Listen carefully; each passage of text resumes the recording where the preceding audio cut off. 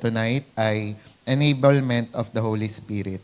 Ayan. So chapter 3 po siya ng book ni Tony Evans na Victorious Christian Life. Kaya kung gusto niyo pong basahin, ayan, mag-download lang po kayo. Tapos chapter 3 to, yung enablement of the Holy Spirit. Sa title pa lang, ma-encourage ka na. Kasi di ba ang uso ngayon, self-improvement. Ngayon sa self-improvement pa lang, ang dami ng mga sumusuko. Kasi di ba from the word itself, self-improvement, parang you try na i-improve yung sarili mo by your own effort or by your own strength, di ba? Pero iba tong enablement of the Holy Spirit kasi alam mong hindi mo kaya yung isang bagay, pero through the power of the Holy Spirit, nakakaya mo siya. Di ba? Kaya maganda tong mensahe na to at maganda tong ipaparating sa atin ng Panginoon kasi whenever na naiisip natin na itong bagay na to ay hindi natin kaya, pag naisip lang natin si Holy Spirit, may encourage na tayo, nakaya na natin. Sa pakisabi nga sa katabi mo, kaya natin ito in Jesus' name. Sabi mo, tutulungan ka ni Lord in Jesus' name. Sabi mo, lalakas ka in Jesus' name. Yan. Di ba may power yung words? Naniniwala kayo doon? Kaya sabi mo sa katabi mo, lalakas ka in Jesus' name. Magiging on fire ka in Jesus' name. Yan. Gagaling ka in Jesus' name. Ayan. Tsaka yung mga pangmamalat natin, mawawala in Jesus' name. Mga sakit at karamdaman, mga problema, mga pagkapanglaw, mga pagkatamlay, lumayas kayo in Jesus' name. Sa power ng blood ni Jesus, lumayas lahat in Jesus' name. Amen. Lahat ng mga pag-aalala, lumayas lahat in Jesus' name. Ayan. Powerful ang word natin, tsaka powerful ang word of God. Ayan. Imagine niyo daw, kunwari si Jess, bumili siya ng napakagandang refrigerator. Next natin yung picture, yung PowerPoint. Ayan. Bumili nga, two-door. Ayan. Tapos, ngayon, pagkabili niya, dinala niya na sa bahay. Tapos, dumaan na siya sa Everwin. Namili na siya na mga ilalagay niya doon sa rep. Bumili siya ng ice cream, bumili siya ng karne, at tapos bumili siya ng gulay-gulay. Ngayon natulog si Jess. Tapos kinabukasan, laking gulat niya kasi pagbalik niya doon sa refrigerator, yung ice cream tumulo na doon sa floor. Tapos yung karne may amoy na. Tapos yung gulay, iba na ang kulay. Ngayon tumawag siya doon sa binilhan niya, sa Anson. Yan, sabi niya doon sa Anson, "Hoy, yung rep nyo naman, hindi gumagana. Ano ba naman to? Ang mahal-mahal ng binili ko." 'Di ba? Tapos ngayon sasabihin ng staff ng Anson, "Ay ma'am, pakibukas yung ref kung umiilaw." Kung umiilaw ba? Pagkabukas ni Jess, hindi umiilaw. Ganyan. "Ma'am, tingnan nyo nga yung pakiramdaman nyo yung baba, yung base ng refrigerator. Kung meron, yung parang mahinang na yung vibration para malaman niyo kung umaandar ba." Chinek ni Jess, hindi po umaandar. "Ma'am, ito na lang," sabi ng staff. "Last na lang po, pakicheck po yung likod ng refrigerator kung nakasaksak." And shockingly, surprisingly, pagka bukas ni Jess doon, pagka tingin niya sa likod, hindi pala nakasaksak yung outlet, yung wire, 'di ba, sa refrigerator. Ngayon, ano ang matututunan natin sa kwento ni Jess? Hindi si Jess yun, si Jessica Sheshkar, yung isa. Kaya ganun din, sa Kristiyanong pamumuhay natin, ganun din daw pala tayo. In this regard, Christians are like appliances. Sabi, we are dependent creatures. When you receive Christ as Savior, He gives you the requisite parts of necessary for you to live a victorious Christian life.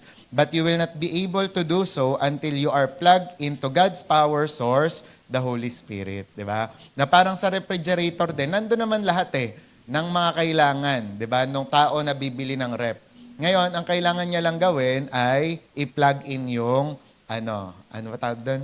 Yung saksakan, di ba? And ganun din po tayo sa ating Kristiyanong pamumuhay. Naniniwala ba kayo na lahat ng bagay binigay na sa atin ni Lord, di ba? Sabi ng Bible yon na lahat daw ng mga spiritual blessings in Christ Jesus na ibigay na sa atin. Ngayon, ang kailangan lang, i-plug natin yung sarili natin sa Holy Spirit. Okay? Kaya ngayon, sa gabing ito, pag-aaralan natin yung mga aspeto o yung mga prinsipyo na dapat nating malaman sa Holy Spirit. Una nga, yung person of the Holy Spirit. Sino ba si Holy Spirit? Pero ako, I pray in advance, di ba, na ito hindi lang siya maging subject, maging topic, di ba? Kundi as we study this lesson, hindi lang siya maging knowledge, kundi maging experiential knowledge siya.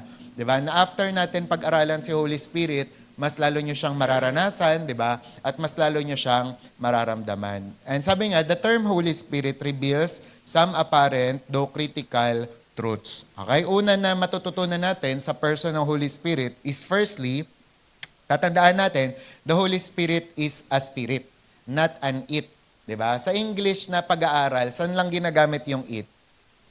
Sa bagay, sa animals, 'di ba? Hindi mo siya pwedeng gamitin sa person, 'di ba? Sa tao, 'di ba? Kaya naman sinasabi dito, pinapakita dito na hindi bagay si Holy Spirit.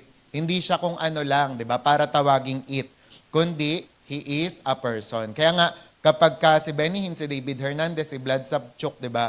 Tinatopic siya. Laging ang term, 'di ba, yung he, 'di ba? O kaya naman his kasi the Holy Spirit is a person. Ibig sabihin, that means he is non-material, he cannot be touched or grabbed. Sabi, he is beyond our five senses and he is vitally real but must be spiritually perceived. At maliban na ang Kristiyano o ang tao ay maborn again, hindi magiging totoo sa kanya si Holy Spirit. Kaya ang unang requirements para maging totoo sa iyo si Holy Spirit, maranasan mo siya, ay maborn again ka. Okay? Sabi mo sa katabi mo, dapat maborn again ka. Sabi, that's why Jesus said, the world cannot receive Him because it neither sees Him nor knows Him. Diba? Hindi nila matanggap yung Holy Spirit kasi hindi naman nila nakikita. At ang matindi, hindi pa nila kilala. Pero sabi nga, tayo sa atin, sa ating mga mananampalataya, He will dwell with us, 'di ba? And He will be with us or in us, 'di ba? And to put it more simply, if you are ever going to fully fathom the person of the Holy Spirit, you must be a spiritual being o kaya naman a regenerated believer. Na sinabi ko na kanina sa inyo na kinakailangan maborn again ang isang tao para maunawaan at makilala niya si Holy Spirit. Kaya nga, yung kwento ni Simon the Sorcerer, 'di ba, na lumapit siya sa mga apostol, na tinry niya na magbayad sa kanila, na sabi niya sa kanila, babayaran ko kayo, basta magkaroon lang ako ng kapangyarihan na meron kayo, gusto ko ring magpagaling, 'di ba? Pero hindi kasi ganun kadali 'yon, 'di ba? Sabi ng mga apostol, yung ikaw magpe-perish kasama ng pera mo, 'di ba? Kasi hindi ganun ang banal na spirito na nababayaran siya, nabibili siya, 'di ba? O kaya naman yung something na iisipin mo magbe-benefit ka, okay? So 'yan ang una. Firstly, the Holy Spirit is a spirit, not an it. Sunod naman, second, the Holy Spirit's name tells us that He is holy. Sabi nyo nga, holy. Sabi, the word holy means set apart. So in this case, set apart from sin. Tatandaan natin na ang banal na spirito, from the word itself banal talaga siya, di ba? Sabi nga, can you imagine how the Spirit reacts to living inside a believer who is not living right? Sabi, He is holy, no wonder He makes a reverberating frontal assault on our consciences. Diba? Kaya minsan, may mga report tayo sa Kristiyano, diba, na may term tayo sa ating mga buhay na nag-i-struggle tayo. Alam niyo kung bakit nag-i-struggle ang Kristiyano whenever he or she sins? Kasi may Holy Spirit na sa kanya. Diba? May nagtatalo na sa loob niya na wag mong gawin yan, 'di ba? Sabi ng Holy Spirit, at sabi ng flesh naman, gawin mo 'to, 'di ba? O kaya ng demonyo.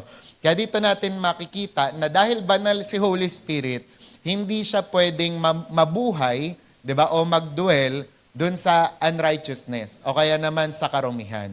'Di ba? Kaya dito pa lang tinuturuan na tayo na banal si Holy Spirit. And sunod naman ay yung pangatlo, the Holy Spirit is part of the Trinity.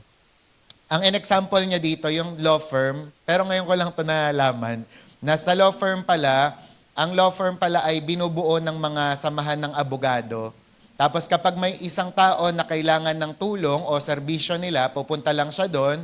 Tapos kung ano yung mga may special or expertise patungkol sa case na yon, siya yung magdidil or siya yung tutulong doon sa kliyente niya. Okay? And alam nyo, ganun din daw, nag-ooperate yung Trinity. Para daw silang law firm. 'Di ba? Ang tawag niya nga, ang term niya daw, the law firm of God, God, and God. Sino yan? The Father, the Son, and the Holy Spirit. And sabi, in a large law firm, many of the attorneys specialize in different areas of law. When your case involves an area your attorney doesn't handle, he calls the lawyer in the next office. Sabi, chances are there will be a partner with the expertise to deal with whatever need you have. And ganun din sa law firm of God. Sabi, Christians deal with a law firm, next natin, of sorts. A partnership called God, God, and God. The Trinity or the Godhead made up of the Father, the Son, and of the Holy Spirit. Ngayon, paano sila nag-ooperate? Ganito siya. Basahin ko na lang kasi mas maganda yung paliwanag niya. Sabi, only one firm with 3 co-equal partners. Sabi, the Father determines the agenda for our lives. He sets the direction. Samantalang si Jesus naman, the Son's job is to communicate the Father's mandate to us through the example of His life and by direct instructions such as the Great Commission. That's why the Bible calls Jesus the Word of God and the task of the Holy Spirit is implementation. Sabihin nyo nga, implementation. At si Holy Spirit, ang trabaho niya mag-implement o magsaka-tuparan. Kaya sa madaling salita, ganito siya. Thus, next natin, the plan of the Father is communicated by the Son and implemented by the Spirit. I-recite nyo nga yan. 1, 2, 3, go. Thus, the plan of the Father is communicated by the Son and implemented by the Spirit. Ayan. Ang version naman dito ni Bishop, ang Diyos ang nagplano, si Jesus ang nagtrabaho, ang Espiritu Santo ang nagpatotoo. 'Di ba? So, 'yun ang version naman ni Bishop. Naalala ko ba? Ang Diyos ang nagplano, si Jesus ang nagtrabaho, ang Espiritu Santo ang nagpatotoo. Kayo nga? Diyos ang nagplano, si Jesus ang nagtrabaho, Espiritu Santo ang nagpatotoo. Ayan, 'di ba? So, doon theologically, naunawaan nyo yung partnership, 'di ba, ng Trinity. And ang Holy Spirit ay involved siya dyan. Pero yun nga, tatandaan nyo yung term kaninahan na co-equal. Ang tao lang ang may hierarchy. Siguro yung Father ganto, siguro yung Son ganto, siguro yung Holy Spirit ganto. 'Di ba? Pag sinabing co-equal, pare-pareho silang Diyos. Walang mataas, walang mababa. Okay? So, ganon si Holy Spirit. Kaya hindi mo pwedeng isipin na, siguro sa generation natin ngayon, medyo mahina na yung Diyos. Kasi Holy Spirit na lang siya eh. Hindi. Kasi same lang sila. Nung Old Testament na si Father ang kumikilos, same. Nung si Jesus sa New Testament at tayo ngayon sa Holy Spirit age, di ba, same pa rin sila. Okay? And kung ano yung pangangailangan mo nga, ano nangyayari? Isinasakatuparan at ginagawa nila. Okay? Sunod naman na pag-aaralan natin, ano naman ang purpose ng Holy Spirit? The purpose of the Holy Spirit. Nung si Jesus nga daw ay nag-ascend sa heaven, pero bago pa yon, di ba, namatay siya. Tapos ngayon, ang sabi nga ng report, ang sabi ng Bible, kung ipaparaphrase natin, di ba, yung mga faith ng mga apostol o mga disciple, muntik na ring mamatay. Pero salamat sa Panginoon kasi si Jesus nabuhay, tapos hindi siya natiling buhay lang, umakyat sa langit, tapos nag-promise siya. Ano yung pinramise niya? Na maghintay sila doon sa Jerusalem at darating sa inyo ang banal na Espiritu. Sabi, He promised to send the Holy Spirit to be with them to the end of the earth. That made a significant difference to the disciples and it makes just as great difference to us. Alam niyo ba yon? Na kung gumawa ng kakaiba, di ba, na bagay sa kanila yung pagdating ng Holy Spirit, ganun din sa atin. Kaya sabi mo sa katabi mo, pag dumating sa'yo si Holy Spirit, may iba ka talaga. Ayan. Sige, ikaw lang. 1, 2, 3, go. Ayan, di ba? Isn't it amazing? Ayan, di ba? Kumbaga, may iba talaga. Ayan. Kaya, halimbawa, may mga iniintay tayong mga pagbabago, ang answer pa rin ay si Holy Spirit. So, isa-isahin natin. Ano ang purpose ng Holy Spirit? Una, as a comforter, an enabler. Ayan. So, alam ko na quote ko rin yan na si Jesus, yung Holy Spirit enabler din siya. So, meaning to say, kung ano yung hindi mo kayang gawin, sa pamamagitan niya makakaya mo. And sabi nga, Jesus promised to send a comforter to the disciples. Sabi, the word comforter is a somewhat weak and often misunderstood translation of a powerful Greek word. Pero the original term, paraclete, sabi nyo nga paraclete, means one called alongside to enable. So, ibig sabihin, ng comforter pala or enabler, someone na nasa tabi mo, di ba, at tutulong sa'yo, mag-enable sa'yo. Kaya, what does the Spirit do? Next natin, He enables us to be all that God has saved us to be and to do. So, yun pala ang ginagawa ng Holy Spirit. Na ine-enable niya tayo, di ba, dun sa mga bagay na nilagtas tayo ng Diyos at yung gusto niyang gawin natin. Sabi, He is not the kind of comforter who simply pats us on back. Yung tatapiking ka lang and encourages us when we're feeling low. Although, oo, may mga ganong case siya, kagaya ng sinasabi ko nga sa inyo nung nasa NHA pa ako, parang kala mo nagkorting kamay yung Holy Spirit, yung kamay ni Holy Spirit, tas naramdaman ko talaga siyang pumatong sa aking likod, 'di ba? Tapos sa ulo ko, 'di ba? Tapos I remember, basta after nun, parang kasi magi-give up na ako nun after nun, kaya ko na ulit, 'di ba? Hindi niyo na narinig yung testimony ni Tita Baby sa adult. Nung nung worship explosion, dinisar niya nga na mapuspo siya ng Holy Spirit. May naramdaman daw siya na parang mentol na pumatong dito hanggang sa baba. 'Di ba? Iniisip ni Tita Baby, nagpahid ba ako ng epikasin? Parang ganon. Pero hindi. Kasi yun nga, tinouch siya ng Holy Spirit that time. Tapos kinakapakapa niya yung mga katawan niya. Wala siyang sakit na maramdaman, 'di ba? Pero ang normal pala niya na nararamdaman every time na umakyat siya ng hagdan, may masakit, ganito, 'di ba? And then during that time, yun nga, tinouch siya ni Lord. Okay? Kaya, ganun yun.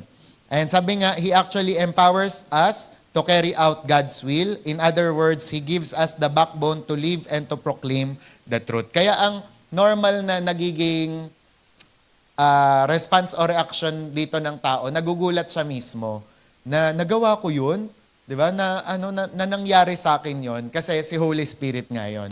Ang sample nga nito ay si Peter, di ba? Yung after na dumating sa kanila yung Holy Spirit, anong ginawa niya, di ba? Nag-preach siya sa 3,000. At yung 3,000 na yon, sabi ng Bible, nadagdag sa mga sumusunod sa Panginoon. Kasi yun nga, ang sabi ng Acts 1:8, but you shall receive power when the Holy Spirit has come upon you.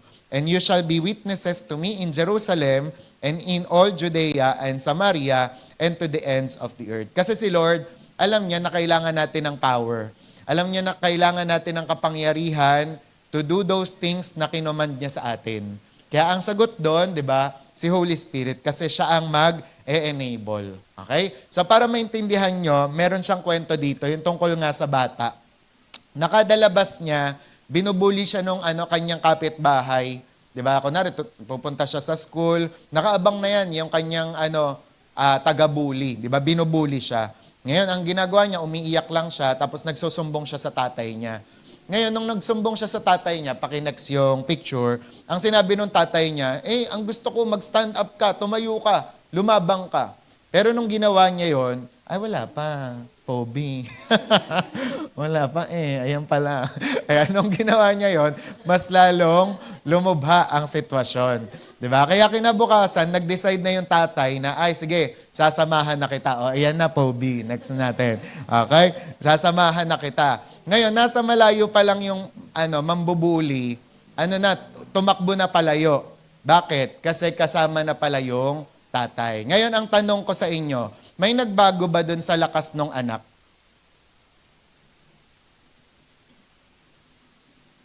Sagot.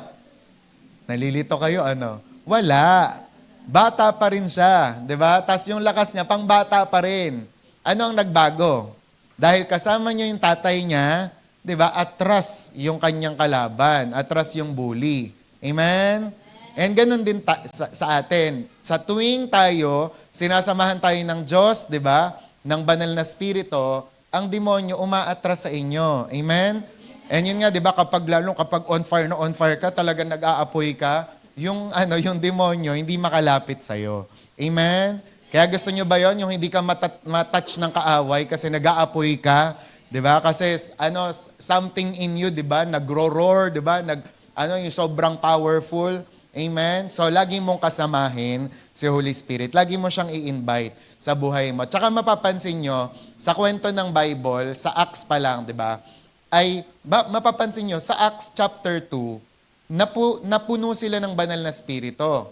Di ba? Napuspos silang lahat. Tapos magugulat ka rin, sa Acts 8, ganun din, nagpa-fill in na naman sila ng Holy Spirit. Bakit? Kasi, nasabi ko na, pero mamaya yon. Kasi kailangan, ang pag-fill natin ng Holy Spirit, constant, continuous. Di ba? Tuloy-tuloy. Di ba? Hindi siya natatapos. Amen? Kaya sabi nga, the Holy Spirit stands beside us, ready to deliver whatever support we may require in order to successfully live for Christ. At ang gusto ng Panginoon, maging victorious ka, maging successful ka. Ngayon, sa papanong paraan? Sa tulong ng banal na Espiritu. Okay? Ano pa ang purpose ng Holy Spirit?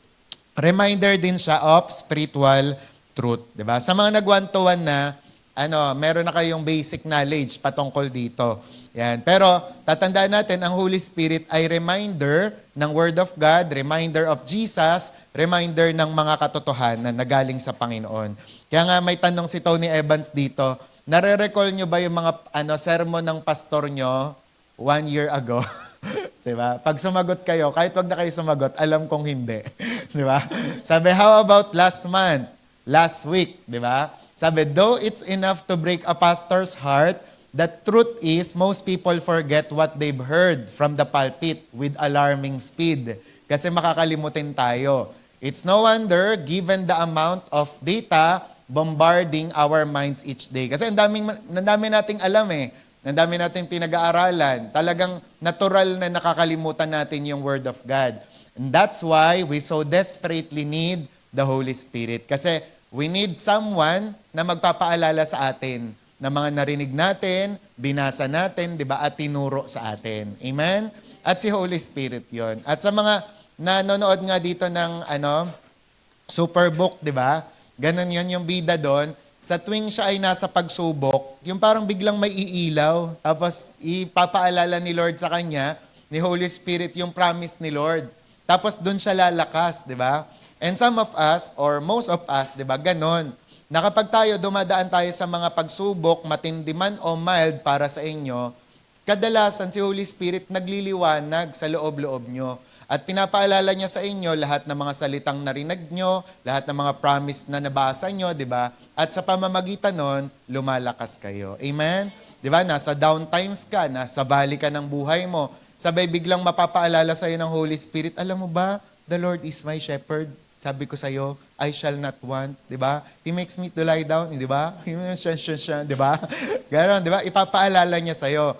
Tapos yun nga, nood mo ng mga, halimbawa, nanonood ka ng preaching, tapos nanonood ka ng yung mga katuruan patungkol sa Panginoon, mas lalo kang may encourage kasi i-remind ka ni Lord patungkol sa ganon. Diba, naalala niyo yung hindi ko alam kung napanood niyo yon, yung documentary tungkol sa shepherd, na mas lalo niyang na-appreciate yung Psalm 23 nung nakita niya yung eksena ng isang shepherd, tapos yung kanyang mga tupa. Nasa una pala kapag kunwari, normal lang yung daan, yung pastol, normally nasa unahan siya. Tapos sinusundan siya ng mga tupa.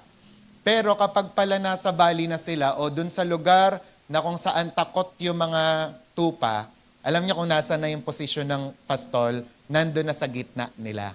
'Di ba? So doon magiging totoo sa inyo yung Psalm 23 that thou art with me, thy rod and thy staff, they comfort me. 'Di ba? Kaya doon mo makikita, halimbawa sa pakikinig ng Word of God, panonood ng sermon videos, 'di ba? Pagko-confession, si Holy Spirit lagi kanyang pinapaalalahanan. Okay? Kaya sabi mo sa katabi mo, kailangan natin siya. Ang verse dito, yung Matthew 10:19 to 20, na sinabi na yan ni Lord, ni Jesus, di ba? Sabi, and you will be brought before governors and kings for my sake, as a testimony to them and to the Gentiles. But when they deliver you up, do not worry about how or what you should speak, for it will be given to you in that hour what you should speak. For it is not you who speak, but the Spirit of your Father who speaks in you. Kaya halimbawa, si Raylene, nag-decide siya, mag-share siya sa classroom nila. Diba? Si Holy Spirit, ang trabaho niya ay ipaalala lahat ng mga inaral ni Raylene. Tapos sabi, di ba, huwag kang kakabahan, huwag kang matatakot, kasi ibuka mo lang yung bibig mo, magpagamit ka lang kay Lord, siya yung bahala na magsusustain, magsusupply ng mga sasabihin mo. Kaya kahit sila Bishop Mon, di ba, nagugulat sila, sa tuwing, kahit kami nila pastora, di ba, yung mga leaders na nagpe-preach, nagugulat sila, ha? Nasabi ko yun? Di ba, yung sabi ni Pastor Joe, di ba? Sinabi ko pala yun. Kasi bakit? Si Holy Spirit kasi, yung nagpapahayag. And sa John 14:26 din, ganun din. But the Helper, the Holy Spirit, whom the Father will send in my name, He will teach you all things and bring to your remembrance all things that I said to you. Diba? Kaya nga, ang turo naman sa amin ni Bishop dito, kasi may mga Kristiyano na naniniwala, hindi na tayo dapat mag-Bible school. Kasi Holy Spirit Bible School na tayo eh. Ibuka lang natin yung bibig natin, Holy Spirit na bahala. Diba? Mali. Kasi ang Holy Spirit, ipinapaalala niya sa'yo, ano yung inaral mo? Ano yung binasa mo? Paano kapag wala kang binasa? Diba? So ano ipapaalala ni Holy Spirit sa'yo? O ganun din sa mga estudyante. Di ba? Kapag kayo, nag-exam kayo, mag-aral pa rin, magbasa. Di ba? Hindi, sabi ni Pastor, reminder si Holy Spirit. Kaya walang review. Mali. Di ba? Mag-review ka. Tapos sabihin mo sa Holy Spirit, Lord, ipaalala mo sa akin lahat ng mga nireview ko. Amen? Amen. Yun ang balancing pagtuturo. Okay? Walang mga extreme dito. Anong review? Wala. Di ba? So, yan. Kaya sabi nga, as the New Testament unfolds, we see this promise fulfilled for Peter, Paul, Stephen, and many others. And when the need arises, whether in a time of crisis or opportunity, it will be fulfilled for us. Diba? So, kung nangyari sa kanila, mangyayari din sa atin. Diba? Lalong-lalo na sa panahon na kailangan mo siya. Kailangan natin siya. Diba? Magpapakita siya sa'yo. He will show up. Diba? Kaya nga tayo, kung meron tayong mga taong na-faithfulan tayo sa kanila, alam nyo, mas faithful si Lord. Whenever you call Him, nag-show up talaga siya. Diba? Kaya ngayon ang testimony ng mga Muslim na ni-request nila, ala, magpakita ka naman. Walang nagpapakitang ala. Diba? Pero nung si Jesus ang tinawag nila, nagpakita. By vision, by personal appearance, by dreams, diba? Kaya maraming nako-convert, lalong-lalo na ngayon sa panahon natin ng mga Muslim. Kasi kahit si Jesus, nagpapakita na sa kanila. So, ganun siya. Ganun si Lord. And then, pangatlo, as a glorifier of Jesus. Anong purpose ng Holy Spirit? Gino-glorify niya daw si Jesus. Kaya nga, dati, merong usapin, paano malalaman na ang spirito na nasa tao ay hindi galing sa banal na spirito kapag dinadown niya si Jesus. Kapag hindi niya nililift up si Jesus. Pero malalaman mo na Holy Spirit yung nag-ooperate sa tao kapag kapag tinataas niya si Jesus. Kapag gino-glorify niya si Jesus. Amen? Nagigets nyo? Kasi maraming may mga tanong na ganyan eh. Paano ko malalaman kung yung sumapi sa kanya Holy Spirit talaga? Pag nakita mo na gino-glorify si Jesus, pag nakikita mo na nagiging tama yung buhay, yung bunga ng banal na spirito nagmamanifest, Holy Spirit yun. Amen? Pero pag nakita mo, yung tumutuloy talaga ayan, diyan ka na magtaka. Pus daw. Tapos meron pa dati yung parang yung sinasabi nila, hindi ko po mapigilan eh. Di daw napipigilan. So, sayaw ng sayaw. Ganyan. Tapos na lahat. Sayaw, ang inaano sa akin ng Holy Spirit, hindi. Di ba ang bunga ng banal na spirito, self-control. Kaya kapag hindi ko po makontrol eh, ganyan, ay iba na yan. Di ba? Kaya dapat maging maaral tayo, di ba? Kung ang spirito ba ay gino-glorify si Jesus. Sabi nga, the job of the Holy Spirit is to glorify or to make known Jesus Christ. Sabi, the Lord said, He will glorify me, for He will take off what is mine and declare it to you. Sabi, all things that the Father has are mine. John 16:14 to 15. Tapos yun nga, si Holy Spirit, ina-accomplish niya yung mga assignment na ito. The Holy Spirit accomplishes this assignment in 4 basic ways. Diba? So, una, by inspiring and illuminating the Bible. Ito yung maganda sa Holy Spirit. Bakit? Kasi siya na yung author, tapos siya rin yung nag-i-illuminate. Diba? Nagigets nyo? Na siya na yung nagsanhi para masulat ng mga writer, yung salita ng Diyos, tapos kapag nabasa ng isang Kristiyano o ng isang tao, siya rin ang mag-i-illuminate. Kaya nga, napaka-imposibleng maunawaan talaga ang Bible without Him, without the Holy Spirit. Diba? Kasi siya ang may gawa nun siya ang may akda. Okay? Pangalawa naman, by bringing people to Christ. Ito yon yung sekreto ng mga soul winner tsaka mga evangelist. Kasi kapag talagang tayo lang sa sarili natin, hindi natin kayang baguhin ang tao.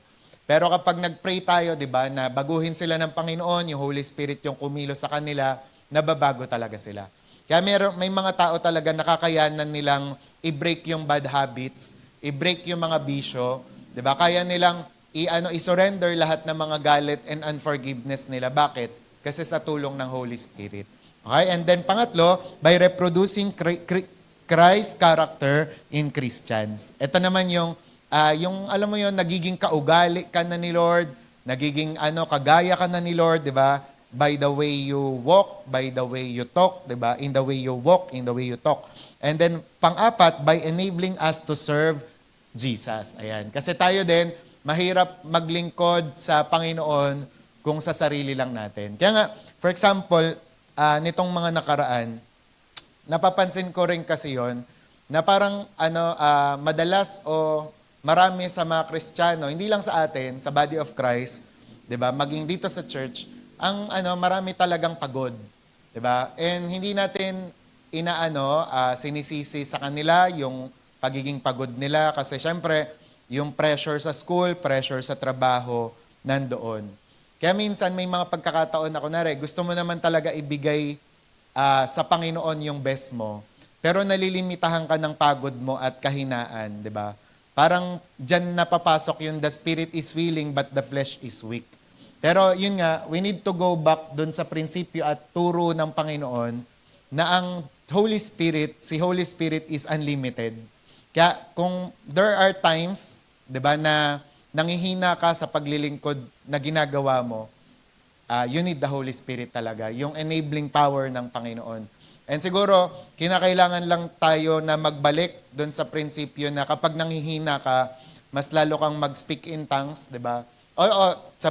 Sabayan natin ng practical, matulog ka, kumain ka, gawin mo yung mga nakakapagpasaya sa'yo, kagaya ng sinasabi nila Joyce Meyer. Pero at the same time, bumalik pa rin tayo doon sa nagpapalakas sa atin, di ba? Si Holy Spirit. And yun nga, maraming mga nagpapatotoo noon, kagaya nila Benny Hinn, ang tanda na ni Benny Hinn, pero kaya niyang ipag-pray yung mga libu-libong tao, di ba? Hundreds na mga tao dun sa mga krusada nila. Saan galing yon? Lakas ba ni Benny Hinn yun? Di ba? O si Robert Clancy, si Pastor Robert Clancy, pag pumupunta yung dito, nagugulat tayo, di ba? Parang dati, ang sinasabi nila, ang macho kasi ni Pastor Robert Clancy. Diba? Pero hindi sa ganun yun. Diba? Kumbaga parang dahil, mga boys talaga yun. Yung, dahil yun sa enabling power sa Holy Spirit. Diba? Kaya yun yung tatandaan natin na kapag nangihina, kapag napapagod, diba, nandyan si Holy Spirit. Nandyan naman siya lagi eh. Diba? Amen? Kailangan mo lang humingi ng tulong sa Kanya. Kailangan mo lang siyang tawagin. Diba? Amen? Naniniwala ka ba? Diba? Kaya sabi mo sa katabi mo, tawagin mo siya.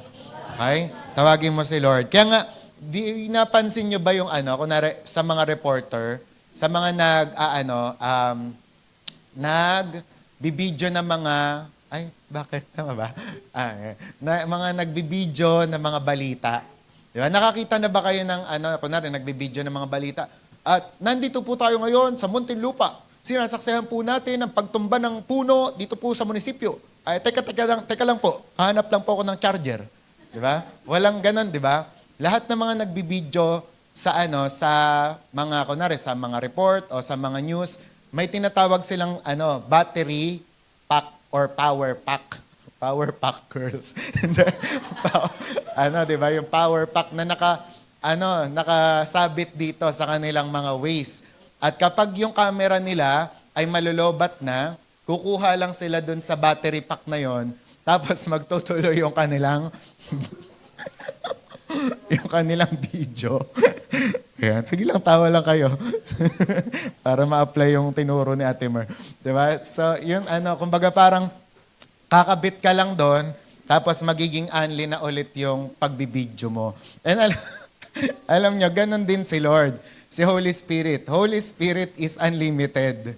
Siya yung Jesus Unlimited. Kaya nga, sabi nung mga nasa supernatural, blessed nga daw yung generation natin eh. Kasi ang nasa atin is Jesus Unlimited. Di ba? Meaning to say, kunwari, nagpe-prayer meeting tayo dito, nandito si Holy Spirit, nandito si Lord. Di ba? Nagpe-prayer meeting ang main, nandun din si Lord. Di ba? Nagpe-prayer meeting ang NHA, nandun din si Lord. Kasi Jesus Unlimited, si Holy Spirit. Kaya, for example, may mga pagkakataon na ikaw nalilimitahan ka sa lakas mo, tawagin mo siya.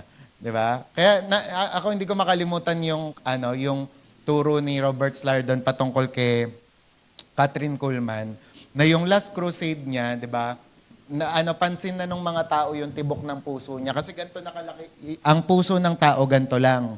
Pero yung puso ni Kathryn Kuhlman, dumoble. Kaya doon sa white dress niya, napapansin na ng mga tao yung pagtibok ng puso niyang ganon. Tapos isang beses, nagkukrusada siya, mararamdaman niya talaga, magko-collapse na siya. Pero narinig nung isang malapit sa kanya na nandun siya sa likod ng backstage, nasa kortina siyang ganyan. Tapos nagpe-pray siya. Sabi niya sa Panginoon, Lord, for one last moment, let me have your anointing. Let me have this anointing. Tapos yun, kanta ulit sila. Tapos libo-libo yung mga gumaling during that time. Tapos after nun, to God be the glory lang sila. Pagpunta sa backstage ni Kathryn Kuhlman, collapse na siya. So isipin nyo maigi, di ba? Kung halimbawa yung mga ganong matatandang tao, kaya nilang mag-request sa Panginoon ng ganon, di ba? So tayo din. And yun nga, kaninang umaga, pinapakinggan ko yung preaching ni Jensen Franklin tungkol sa the power of short prayers, na may mga pagkakataon sa buhay natin, hindi natin kailangan mag-pray ng sobrang haba para dinggin tayo ng Panginoon. Kasi ang sample nga daw nun, sa Hezekiah, di ba, na 26 words lang yung pinag-pray niya. 26 ba o 16? Check nyo na lang. Di ba? Pero dininig siya ng Panginoon, dinugtungan yung buhay niya ng 15 years pa. Diba? Pero hindi siya noon, 'di ba? Nagmahabang prayer. Basta serious lang, tapos sincere prayer, 'di ba? Talagang binigyan siya, biniyayaan siya ng Panginoon ng another life. Kaya ganun tayo. Sa tuwing nanghihina tayo, tawag tayo kay Lord, 'di ba? At i-enable niya tayo. Amen. Kunwari, umabot na sa sukdulan yung pasensya mo, Lord, nanggagalaitin na talaga ako dito sa boss kong 'to. Malalaglag ko na 'to sa hagdan. Diba? Pray ka kay Lord, Holy Spirit, tulungan niyo po ako. Another patience pa, another supply. Diba? And magugulat ka, miraculously, bibigyan ka ni Lord. Amen? Amen. Okay? Lakas ng amen. Amen. Diba? Kaya yun. Amen? So, alam niyo na yung purpose ng Holy Spirit. Ngayon naman, ang tanong, are you filled with the Holy Spirit power? Ang tanong, puno ka ba ng kapangyarihan ng Diyos? Yan. Sino nakakita na ng ganito? Diba? Pagkabata tayo, ang hilig natin pamingin ng ganyan. Ay, ganda oh! Diba? Ang tawag dyan ay gas trail daw. Yan, ng eroplano. Ngayon, diba, kahit napakalayo ng eroplano na yan, o kahit ang liit-liit nung kanyang itsura, malalaman mong nandun siya because of gas trail. Dahil doon sa usok na iniiwan niya. Diba? And alam nyo, ganun din daw si Holy Spirit. Na kapag siya ay nasa buhay ng tao, meron siyang senyales, meron siyang simbolo, meron siyang palatandaan na yung Holy Spirit ay nasa iyo. Okay? So ngayon, meron tayong 5 na clue para malaman kung ikaw ba ay filled ng Holy Spirit power. Clue number 1, you become a witness about the person and the works of Jesus Christ. Okay, so same pa rin yung verse, yun sa Acts 1:8.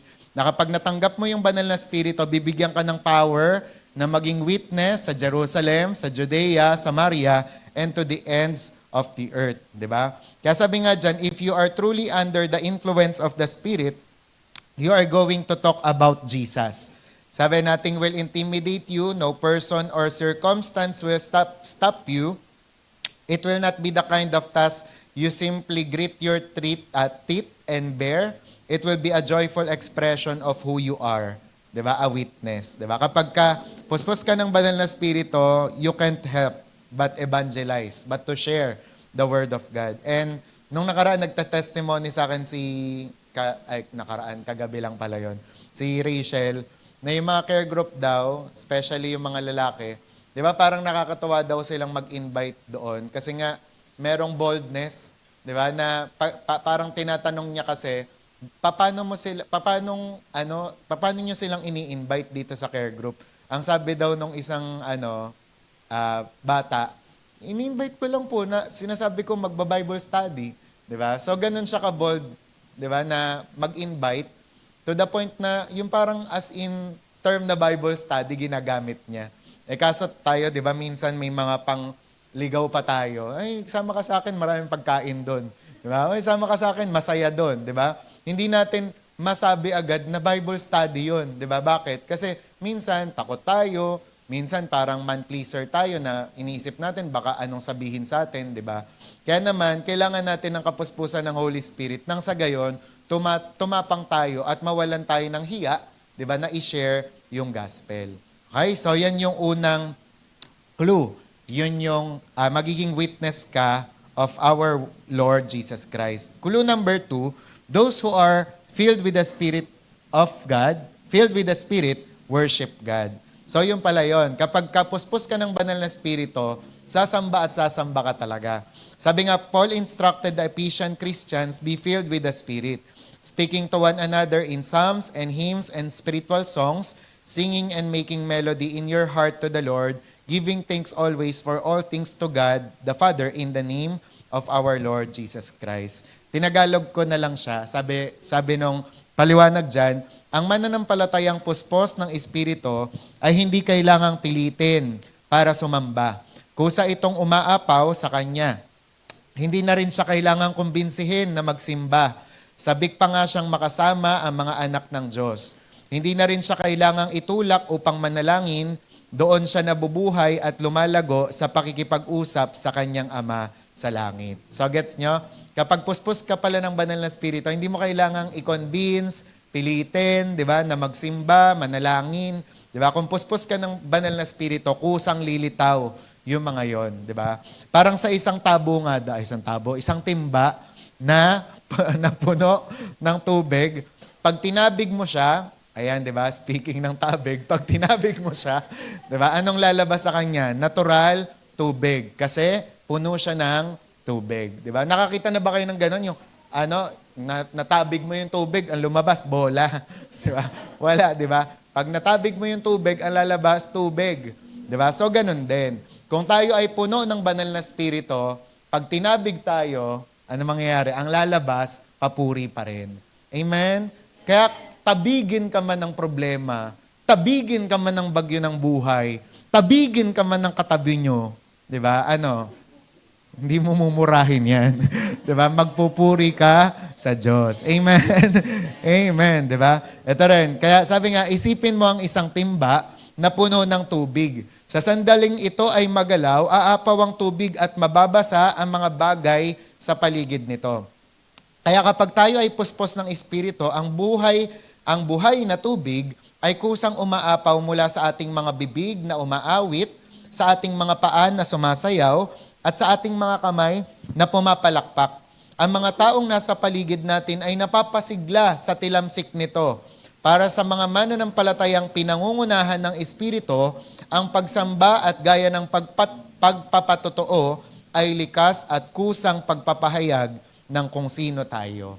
Diba? So yun pala ang senyales na ikaw ay puspos ng banal na Espiritu kapag nagwo-worship ka. Okay? Kaya mamaya, ipipicturean natin kung nagwo-worship lahat. Ayun nga, titignan natin, di ba, kung magwo-worship lahat. Okay? Kaya nga ang tao talaga na puspos ng banal na spirito, anumang sitwasyon niya, kakanta siya. Di ba? Anumang nangyayari sa paligid, aawit siya. Kaya nga daw kapag ang buhay, dinala ka sa putik, di ba? O sa miry clay, sabi ng isang preacher, worship Him there. Diba? Kapag nandun ka sa pinakailalim na parte ng buhay mo, sambahin mo ang Panginoon Diyos doon. Okay? Naintindihan? Amen? Kailan ka mag-worship sa Kanya? Pag maraming pera? No. Kapag siksik, liglig, umaapaw? Hindi lang. Diba? Mag-worship ka kahit paparating pa lang yung pera. Diba? Amen? Mag-worship ka kahit malungkot ka. Mag-worship ka kahit walang mga kaibigan na nasa tabi mo. Amen? Amen. Okay? And then pangatlo, ito maganda ring clue. There is mutual submission within the body. Kapag ang isang tao puspos ng banal na spirito, yung spirit ng submission nasa kanya. Sabi nga, typically, interpersonal relationships are driven by one common motivation. Alam niyo kung ano yon? Selfishness. Kapag ang isang tao daw pumasok siya sa isang relasyon, normally, dahil saan? Dahil gusto niyang alagaan, dahil gusto niyang mahalin, dahil gusto niyang may bumuhat ng bag niya, dahil gusto niyang may sumundo sa kanya, because of selfishness. Kaya mag-aasawa kasi gusto mo pagsilbihan ka, gusto mo mayroong aaruga sa'yo, selfishness. Pero alam nyo ba, ang puspos daw na banal na spirito, tanggal yan. Diba? Sabi nga, everybody's in it for himself. Kaya tingnan nyo, nangyayari yung divorce, sibling rivalry, job stress, even war are the result of somebody or a group of somebodies not getting his way. However, as your focus in life shifts away from your own fleshly desires and toward Christ, doing it my way becomes less important than doing it Christ's way. Diba? Kaya kapag puspos talaga tayo ng banal na spirito, nawawala na yung sarili. Diba? Kaya dati, nagtatanong ako, Lord, bakit diba, pagka pumunta kayo sa katarungan, wag niyo sasabihin na punta kami dyan sa Bimapa kay pastor lang kasi hindi ako kilala doon. Tapos, syempre, diba, minsan may mga kaisipan tayo na, tawag doon, bakit hindi kami sikat gaya ni Benny Hinn? Ba't hindi kami sikat gaya ni David Hernandez? Sila sikat sila, popular sila, famous sila. Pero diba, habang tumatanda ka sa Panginoon, magpapasalamat ka na hindi ka sikat. Tapos alam nyo ba yung Jesus Reigns, hindi pinaplash sa poster yung founder nun. Kasi sila po ay NFS. Ibig sabihin, nameless, faceless, selfless. Kaya ang ibubungad lang talaga nila ay Jesus Reigns. Kasi ang gusto nila, ang mabida ay si Jesus lang. And alam nyo ba ang banal na spirito, ganon ang ginagawa niya sa atin. Tinatanggal ka talaga niya sa eksena. Tinatanggal ka niya talaga sa spotlight. Nang sa gayon, sino ang mabida? Si Lord, si Jesus. Kaya nga, may mga pagkakataon na kapag ang isang tao, gusto niya nabibida siya, ang isang tao ay talagang, yung kunwari, gusto niya laging yung my way, my way, my way. Kulang pa siya sa banal na spirito talaga, sa pagpuno ng banal na spirito. Kaya sabi mo nga sa katabi mo, yan ang kailangan natin. Yan. Kasi isipin mo, lahat ng mag-asawa, filled ng Holy Spirit, ay mababawasan ng pag-aaway. Lahat ng mga magkaka-churchmate, filled ng Holy Spirit, medyo i-advance ko ito ha. Sa camp, ganun ang sasabihin ko sa inyo. Pero yung the rest, sa Sunday ko na sasabihin. Sa camp nawa po, by faith, lahat po tayo selfless. Although bakasyon yon, although refreshment yon, ang gagawin natin, para maging parang langit talaga siya, hindi natin iisipin ang sarili natin. Kailangan kapag may nakatabi ka doon, o kaya naman meron kang nakalaro, o kaya naman meron kang naka-fellowship, siya ang uunahin mo. Diba? Kasi bakit? Kapag ganun ang mindset natin, Raylene, ikaw muna. Tapos si Raylene ganun din, hindi, pastor, ikaw muna. Heaven talaga yun. Diba? Pero kung lahat tayo, selfish, sarili muna natin, ano ba Raylene? Kanina ka pa kain ng kain. Di ba? Yung kanin, pang-apat mo na yan. Di ba? Okay? Pag ganun lahat, ay wala. Apat pa lang nasa pila, ubos na ang pagkain. Diba? Kaya sa camp, ano dapat? Selfless. Pero hindi lang sa camp. Diba? Ako pagka nag-i-event tayo, ang dapat nating isipin before, during, after. Diba? Na after ng camp, ay talagang mabibless ang mga tao. Amen? Again, selfless kasi. Okay? So, ganun ang Holy Spirit. Pero wag niyong isipin yon dahil sinabi ko ha, talagang magpapuspos kayo ng Holy Spirit nang sa ganun, pag dumating yung camp, tapos parang nanlalamang yung kabilang grupo parang diba? Kailangan Christian pa rin. Kailangan walang uuwi. Kuya, iuwi mo na ako. Bas, iuwi mo na ako. Walang uuwi. Medyo malayo-layo ang biyahe. Parang ganon, okay? Kaya dapat, puspos tayo ng Banal na Espiritu. Amen. Amen. Tapos ito pa. Sabi nga dito, nasaan ako? Sabi, Paul told the Ephesian Christians, submit to one another in the fear of God. Sabi, the best example of submission in the Bible and in human history for that matter is Jesus Christ. Sabi nga, Jesus poured His deity into a shell of humanity in order to come to earth and become your servant. Isipin niyo maigi, yung disciple niya, di ba? Hinugasan niya ng mga paa. Di ba? Parang isipin mo, Master, King of Kings, Lord of Lords, ginawa yon. Kasi mayroong submission si Lord. May spirit siya ng submission. Sabi nga ng Philippians 2:6-8, kayo naman nga magbasa, 1, 2, 3, go. Being in the form of God,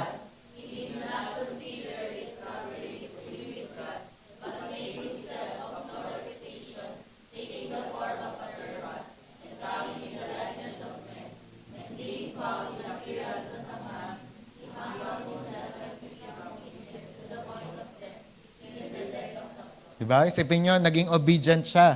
Even to the point of death. Even to the death of the cross. Even the death of the cross. Diba? Kaya sobrang humble ni Jesus talaga. Sobrang submissive niya. Kaya kung meron tayong gagayahin, siya po talaga yon, diba? And sunod naman, according to the Apostle Paul, who described Jesus in this way, this should be our attitude. Sabi ng Philippians 2:3, let nothing be done through selfish ambition or conceit. He said, but in lowliness of mind, let each esteem others better than himself. Yan, yung pagka tumitingin ka sa ibang tao, lagi mong iisipin na mas better siya sa'yo. Diba? And in Ephesians 6, Paul portrayed what will happen when we submit to one another as the Spirit enables. Ito maganda to. Pag daw napuspos tayo ng Holy Spirit, anong mangyayari?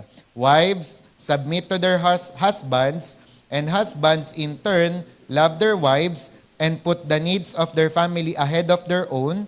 Ngayon, children become obedient. Parents remain sensitive and responsive to their youngsters or children's physical, spiritual, and emotional needs. Slaves or employees respect their masters or employers out of reverence for Christ. And employers remember that their master in heaven shows no favoritism to masters over slaves, di ba? Kaya isipin nyo, pagpuspos talaga ng Holy Spirit yung mga tao, heaven-like talaga. Di ba? Heaven on earth experience. Sabi, the Holy Spirit gives us the ability to set aside our own agenda and devote our energy and attention to serving one another, thus advancing the cause of Christ. Di ba? Kaya kung meron pa sa atin, aminado kayo, meron pa kayong part o sa sarili nyo na basta kayo lang yung gusto nyo bida. And we need the Holy Spirit. Nung nakaraan, meron akong kasama. May kasama ako, sabi ko sa kanya, ikaw, narcissist ka ba? Ganun talaga yung usapan namin. Hindi ganyan. Hindi, ganyan. Yan. Pero hinayaan ko na lang siya na mag-isip kung narcissist ba siya. Yan. Kaya, kasi di ba parang kapag narcissist, gusto mo ikaw ng ikaw, laging ikaw ang bida, ikaw ganyan, ikaw ang nasa poster, ikaw ang nasa My Day, di ba? Panay mukha mo. Every day, dapat mukha mo yung nakikita sa My Day, di ba? So, kailangan ma-update kami ng mukha mo, ng itsura mo. Yan. So, kumbaga kailangan mawala pa yung sarili talaga. Okay? Ano daw ang revival according sa prayer marathon? 'Di ba? Kapag more of Jesus na. Okay, clue number 4, the spirit-filled believer bears spiritual fruit. So malalaman mo na ikaw ay puspos ng banal na spirito if sabi diyan, if a fruit tree is alive and healthy, you don't have to coax it to produce fruit. It can't help but do that. Hindi mo kinakailangang pilitin, naturally, lumalabas talaga siya. So unahin na natin yung tinuro ko kahapon sa care group, yung love, di ba? Nakikita sa iyo yung love. Nilagay ko yung description niya kasi ang ganda. Sabi nga daw, ang love na ito ay hindi yung butterflies in the stomach at hindi rin yung tinatawag na Hollywood love. Sabi, biblical love is selflessly seeking the will of God for the one you love. So yun pala yun. Diba? Na kapag ka nagmamahal ka, ang gusto mong mangyari dun sa minamahal mo ay yung kalooban ng Diyos. Pangalawa naman, joy. Sabi, the inner contentment we experience despite our external circumstances. So ito na nga yun, na kahit ano nangyayari sa'yo, nakasmile ka pa rin. Diba? Masaya ka pa rin. Patingin ng smile, diba? So, nababawasan ng mga muscle, diba? Kapag nag-i-smile tayo. Yan. And then, pang-tatlo, number 3, peace. Ito naman yung harmony in our human relationship. Sino dito taas kamay? Proud na proud talaga. Gusto mo laging may kagalit. Yung araw-araw, gusto mo talaga meron kang binabad trip sa buhay mo, meron kang winiwisikan ng tubig, di ba? Gusto mo may sinisipa ka papalabas sa inyo. Meron ba? Wala, di ba? Ang gusto natin, okay. Di ba? Ang gusto natin in good terms sa lahat.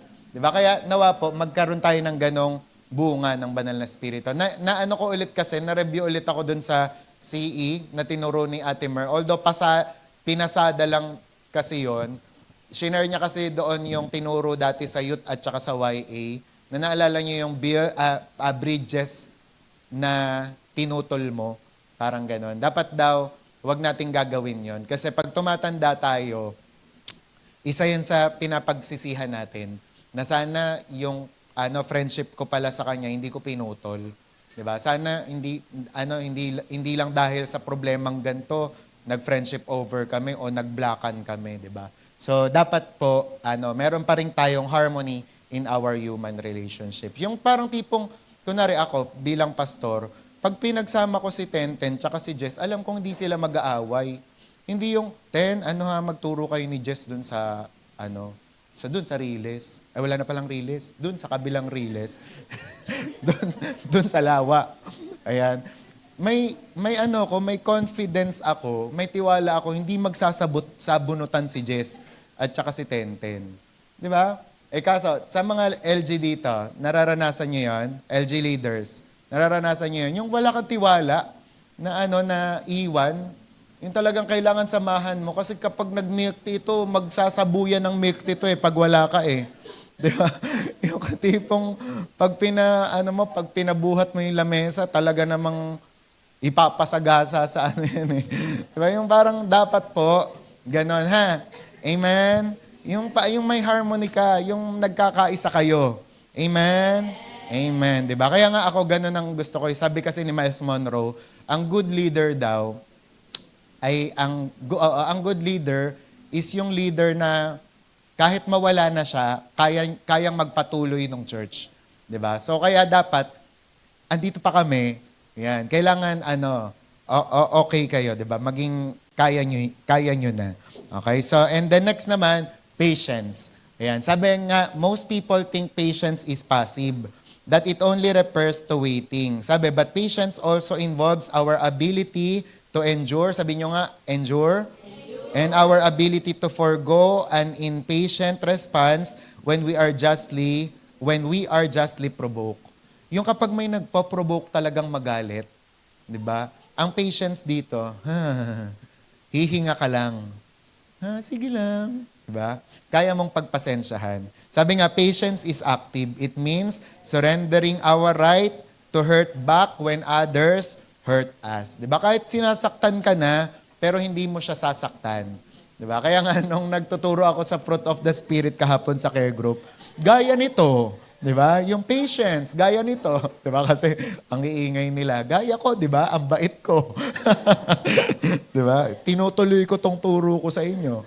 Ayan, parang ganon. Yung parang alam mo yon nakaka-provoke na yung kung ikaw lang. Kaya nga meron tayong mga kasabihan, di ba? Nabuti na lang, Kristiyano ko. Di ba? Pero yun nga, wag mo nang iparinig yun. Kasi parang ganon din ibig mo sabihin. Di ba? So, patience. Sunod naman, kindness and goodness. Ito yung parang Jesus. Ito nga daw yung Jesusness, di ba? Yung kindness and goodness. Sabi, these synonyms have different shades of meaning. However, they both connote loving treatment of those who don't deserve it. Di ba? Yung kahit sa hindi deserving, mabait at mabuti ka. Di ba? Eh kasi tayo, normal sa atin yan. Kanino ka lang magpapakabait, sa mabait din sa'yo. Pero, how about dun sa mga tao na minamak ka, sinisiraan ka, chinichismis ka, dapat ganun din. Kung binigyan mo ng cake, yung mga mababait sa'yo, bigyan mo rin ng cake, yung mga nangaaway sa'yo. Okay? Lagyan mo lang ng buhubog sa loob. Pero yun nga, I mean, di ba, patas sa lahat. Kahit hindi mo deserve, hindi nila deserve, di ba? Babaitan mo pa rin. Amen? Amen. Nakita ko yan. Kaya yan. Totoong buhay yan, di ba? Nakita ko yan kila Bishop Paul pa lang. Sa lahat ng mga nanghamak sa kanila, sa lahat ng mga umaway sa kanila, hindi talaga sila gumante. Di ba? May mga pastor na mayroong mga baril. Bishop? Namin yan? Di ba? Tumba na namin yan. Uy, tumigil kayo, pastor kayo. Kasi may mga baril po yung pastor na yon. Dati nga, gigil na gigil sila dun sa Mama Mary sa EDSA. Sabi nila, Bishop, may bomba kami. Bombay na natin yan. Nagugulat si Bishop sa mga sinasabi nila. Pasabungin namin yung Mama Mary sa EDSA. Parang gano'n. Pero dahil nga si Bishop, meron siyang ganyan. Diba? Nakakayanan niya na, wag, hindi tayo ganyan. Diba? Sunod naman, ito maganda rin to. Faithfulness, this means reliability in service. Diba? The kind of dependable commitment God can count on. Yung alam mo yung mapapagkatiwalaan ka talaga. Diba? Diba? Kahit pag kunwari si Jesus nandito, literal siya, physical talaga siya nag-aantay. Ang faithfulness ganito, alam ko darating yan si Jesus. Diba? Kunwari umulan, alam ko darating yan si Jess. Ganon yung pagiging faithful. Diba? Alam ko yan si Mira, magtuturo yan. Kahit dalawa lang estudyante niya, magtuturo yan. Ganon ang faithfulness. Diba? Yung kahit si Lord, kaya kang pagdependehan. Kaya kang pagtiwalaan. Okay? Amen? Kaya sa panahon na konti na lang, rare na lang yung may ganyan, be one of them. Diba? Na maging faithful ka. Kasi bakit? Yun ang sasabihin pagdating ng langit, well done, good and faithful servant. Enter now into the joy of the Lord. Sunod, gentleness or meekness. The ability to submit yourself to the will of God. The strongest man is not the one who forces his will upon others, but the man who has the power and willingly surrenders it. Diba? Yung hindi laging siya yung malakas. Diba? May mga pagkakataon, hinahayaan niya na lang. And ang ibig sabihin nito sa modern times, hindi laging dapat panalo ka. 'Di ba? May mga pagkakataon, hahayaan mo na lang siya na manalo. 'Di ba? Kaya 'di ba may mga kasabihan tayo, hindi, kayo na lang laging tama, ikaw lagi tama 'di ba? Pero may mga ganun talaga, kunwari sa mag-asawa, 'di ba? Ikaw lagi tama, 'di ba? Pero minsan para mag-cool down, hahayaan mo na lang talaga na sige, okay lang, ganyan. 'Di ba? Mag-pray na lang tayo. Pagpe-pray ko na lang na mapunta ka sa ulirat. Bumalik ka sa ulirat mo. Go back to yourself. Ayan. Okay? Yun ang gentleness. Hindi, kasi, di ba, karamihan sa mga tao, gusto nila manalo sila. Manalo sila sa argument, manalo sila sa mga prinsipyo, kailangan lumabas na tama sila. Pero ang meekness and gentleness, hindi ganon. Sunod, self-control. The ability to resist fleshly impulses. Tayo kasi mga tao tayo. Sa biology, sabi, animals daw tayo. Pero pag pinag-aralan nyo yung Bible, hindi talaga tayo animals. Tao talaga tayo. Kasi hindi tayo nabubuhay by instinct lang. Kasi ang animals, nabubuhay sila by instinct. Di ba? Na kung ano yung nararamdaman nila, gagawin nila. Kaya kahit sa kalye, nag-aanuhan sila. Di ba? Kasi instinct yun Pero ang tao, kaya siya may moral. Bakit? Kasi meron siyang conscience. Meron siyang Holy Spirit na nagko-convict sa kanya, ay, wag mong gawin yan. Di ba? So, ganun ang self-control. The ability to resist fleshly impulses. Oh, may nararamdaman ka talaga. Meron kang mga parang pagnanasa. Pero dahil may Holy Spirit ka, inaano mo yan, kinokontrol mo yan. O, tumigil ka. Diba? Tumigil ka, Jassel, ha? Yung ganon. Diba? Gusto mo nang halikan, ay, tumigil ka. Yung iaano mo, i-destroy mo. Yung mga mental, alam mo yon, may tawag doon si Paul eh. And sabi, all of this spiritual fruit blossoms spontaneously in the Spirit-controlled believer. That's why Paul said, if you are led by the Spirit, you are not under the law. Sabi nga, rules are for those who live in the flesh, para lang sa kanila.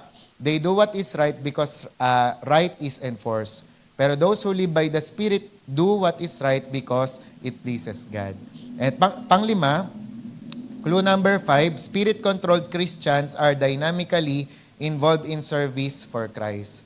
Sabi nga, marami daw mga Kristiyano treat these manifestations or gifts as merit badges and brandish them boldly to demonstrate how spiritual they are. Those who are truly Spirit-filled understand that the Spirit empowers us for a purpose, namely to serve other Christians by enabling them to progress in their spiritual lives. Sabi nga, Paul told the Corinthian Christians, but the manifestation of the Spirit is given to each one for the profit of all. Sabi nyo nga, of all. Yan, para sa kapakinabangan ng lahat. Sabi, if you only use your gifts and talents for your own purposes, the Spirit is not controlling you. Kaya ang puspos ng banal na Spirito, mapaglingkod talaga. Diba? Mapaglingkod sa mga, sa tao, at syempre sa Diyos, sa church, di ba? So ito, last na lang po, how to turn on the Holy Spirit battery pack. Yan, paano mong ito-turn on? Sabi nga, once you accept Jesus Christ, the Spirit indwells you automatically. But in Ephesians, Paul suggested that the Spirit does not automatically fill you. He told the early Christians, do not be drunk with wine, in which is dissipation, but be filled with the Spirit. Ang Greek niya, the verb fill is in the present imperative tense, which denotes a continuous condition, an ever-present command. Though the Holy Spirit's power is contained within you, you must activate Him. This process is called the filling of the Spirit. Yung pala yun, di ba? Na kailangan ina-activate mo siya. Ang sample nito, yung mga taong lasyeng. Di ba? Yung mga taong lasyeng, di ba? Kapag nalalasyeng sila, anong napapansin niya sa kanila? Diba? Dumadaldal. Yung dating tahimik, ang daldal. Alam mo anak, mahal na mahal kita anak. Talagang wala, hindi ko ipagpapalit yung ibang mga batang gusgusin dyan para sa'yo. Diba? Yung hindi niya nasasabi niya. Diba? Tapos yung maoy, kung ano-anong mga nabubuhat, kung ano-anong mga ginagawa. Tapos yung feeling nila kaya na nilang tapatan tsaka talunin si Pacquiao. Ay, kaya kong tapusin yan, si Manny Pacquiao. Diba? So, ganun yung mga nangyayari sa mga naglalasyeng. Diba? Pero, ang ibig sabihin nun, controlled kasi sila ng alcohol. Diba? Ng wine. Na yun yung sinasabi ni Apostle Paul. Pero sabi nga, instead na ma-filled ka ng wine, dapat be filled with the Holy Spirit. Sabi nga, instead, Paul said, be filled with the Holy Spirit. Sabi, people under the influence of the Holy Spirit also behave in unnatural ways. Diba? Ito na yung nangyayari. Sabi, those with violent tempers develop self-control. Those dominated by greed learn generosity. Those given to immorality gain the upper hand on their urges. And hate gives way to love, stubbornness to understanding, and dissension to unity. Totally unnatural. Bakit? Kasi nagiging supernatural na. Sabi nga, God wants His Spirit to control the way we talk, think, and act. He wants to work from within us to glorify Christ. Sabi nga, there is no question that each of us will be under the influence. We are either controlled by the flesh or by the Spirit. It is up to us to choose the Spirit and start drinking. Sabi nga, if the Holy Spirit is dwelling dormantly inside you, you may be asking, how do I turn the key? Pero ang sagot nandyan lang din. You turn on the battery pack by just asking God to fill you with His Spirit. Maging honest ka lang, maging serious ka lang sa pagpe-pray mo na, Lord, punan mo po ako ng banal na Spirito at tutugon po siya. And naalala ko nga nun, hindi ko rin makalimutan, na sabi ni Robert Clancy, ang kapunuan mo daw ay nakadepende sa'yo. Nakadepende sa gutom mo. Diba? Kaya ang madalas talaga na napupuno sa krusada, sa mga revival, yung gutom na gutom. Diba? Amen? Kaya ganun ang kapunuan natin, according sa hunger din natin. Kaya how to live daily in the power of the Holy Spirit. Kapag nasa iyo na siya, number 1, do not grieve the Holy Spirit na of God, by whom you were sealed for the day of redemption. Sabi ni Catherine Kuhlman, kasi kapag ginrib niya yung Holy Spirit, wala talaga siyang aasahan. Sabi niya, hindi niya daw kayang pagalingin yung mga tao na kinukrusada niya, yung mga taong sineshera niya, hindi niya kayang baguhin. Kapag kinwench niya o ginrib niya yung Holy Spirit. Sabi niya, parang siya ang lahat sa akin. Siya lang ang meron ako. Sabi nga, let me tell you about the Holy Spirit. He is very sensitive emotionally. He gets upset quickly. In fact, the image of the Holy Spirit in the Bible is that of a dove. Diba? Yung kalapate. At yung kalapate, alam na alam natin yan, very sensitive bird yan. Pag nga nilapitan mo lang na ganun, tatakbo agad yan eh. So ganun daw yung Holy Spirit. Very sensitive siya na kapag meron ka lang ginawang pagkakamali, yung alam mo yun, hindi, mababaw yung term na tampo eh. Hindi ko rin naman masabing umaalis. Diba? Kundi nag-grieve siya. Sabi nga, what makes the Holy Spirit sensitive? Walang iba kundi yung kasalanan. We grieve the Holy Spirit when, instead of moving toward righteousness, we entertain unrighteousness. That's why verse 31 of Ephesians went on to say, let all bitterness, wrath, anger, clamor, and evil speaking be put away from you with all malice. Kaya nga, di ba kayo ang sumagot? Madali bang mapuspos kapag galit na galit ka? Sagot. Hindi, di ba? Kaya nga yan ang pinapaalis sa atin ni Apostle Paul sa Ephesians. Lahat daw ng bitterness, tanggalin. Lahat ng wrath, tanggalin. Lahat ng anger, clamor. Kahit daw yung pagsasalita ng mali. Kasi once na nag-manifest sa'yo yan, mahirap, di ba, na magpapuspos sa banal na spirito. Kasi sensitive talaga siya. Do not grieve the Holy Spirit. Kaya kapag kunwari sa bahay, mahihirapan ka talagang maramdaman yung presence ni Lord kapag murahan ng murahan yung nasa bahay. Diba? Pero pag yung nasa bahay, nagmamahalan, diba? Tapos nagpapatugtog pa ng Christian song, parang akala mo nandun na rin si Jesus, nakatira na doon si Jesus, diba?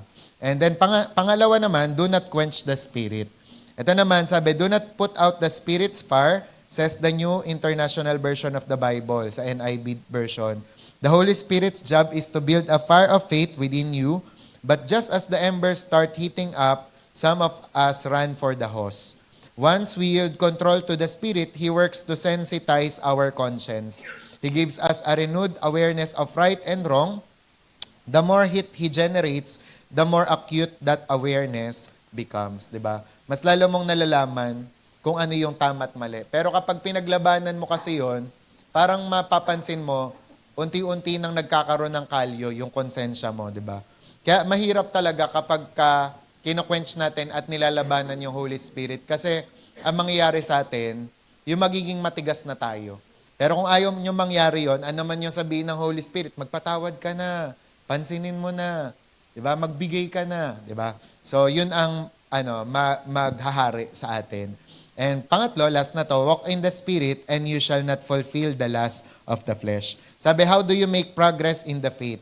Mag-walk ka daw. Don't leap, don't run, kundi walk. And as we try to live this Christian life on our own, we find our legs can't hold us up. Diba? Sabi, the flesh is not strong enough, but God has given us the crutches of the Holy Spirit. So instead of depending on your leg of flesh and collapsing to the floor, you can rest your spiritual weight on the crutch of the Holy Spirit.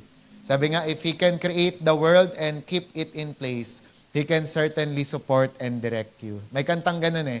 Yung if He carry the weight of the world upon His shoulder, I know my brother that He will carry you. Diba? Kaya kapag naiisip mo na hindi mo kaya ni Lord. Diba? And then sabi nga, we exercise this dependency on the Spirit through prayer. May kwento kasi dyan si Tony Evans na may pagkakataon daw pala na napilay siya. Tapos yung asawa niya yung parang naging saklay niya. Kahit saan siya pumunta, CR, akyat siya, laging ang sumasaklay sa kanya, asawa niya. Diba? And ganun daw yung Holy Spirit, na whenever na nakikita niya na parang hindi natin kaya, yan, agad siyang pumupunta sa atin, tinutulungan tayo at sinasaklolohan. And sabi nga, paano daw natin i-exercise yon? We exercise this dependency on the Spirit through prayer. Sabi, if each step we take and each decision we make is rooted in prayer, we are depending on the Spirit and not our flesh to live the victorious Christian life. Kaya, brothers and sisters, di ba, hayaan nating tulungan tayo ng banal na Spirito. And last na lang, dito nga, let the Spirit come alongside you and enable you as you face every issue in your life. Sabi, God has given you an expensive $1 million appliance.